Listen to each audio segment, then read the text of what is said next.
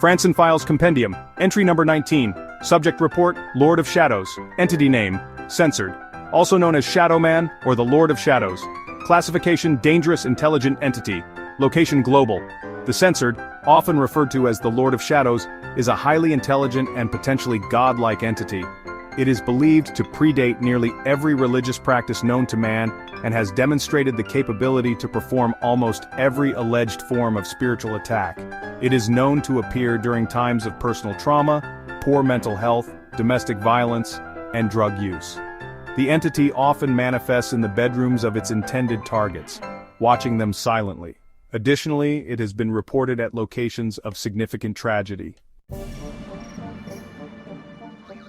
Many individuals have reported encounters with the censored, often during periods of significant personal distress. One notable account involves an individual who first encountered the entity at the age of 3, following a near-death experience.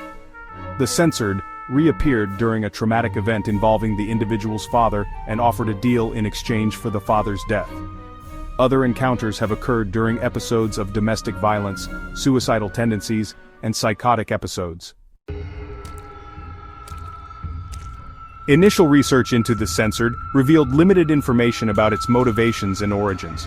At first it was believed to be relatively harmless, a figure that took joy in human misfortunes. But further investigation revealed something far more sinister. The entity has been linked to episodes of sleep paralysis, where witnesses report seeing a tall, slim shadow standing above them. These visions are often described as hypnagogic or hypnopompic hallucinations, triggered by stress. But what if they aren't hallucinations? The censored has been compared to the Ankou, a figure from Breton mythology often associated with death. The Ankou is sometimes described as a man or skeleton with a black robe and a large hat, strikingly similar to the censored. Some legends suggest that the Ankou is the last person to die in the previous year or the firstborn son of Adam and Eve, Cain. This connection to Cain is further supported by reports of the censored identifying itself as Cain and attempting to recruit individuals for its own dark purposes. The COVID-19 pandemic and the events of 2020 reignited interest in the censored. An anonymous user on Reddit pointed to Breton mythology, leading to further research into the Ankou and its potential connection to the censored.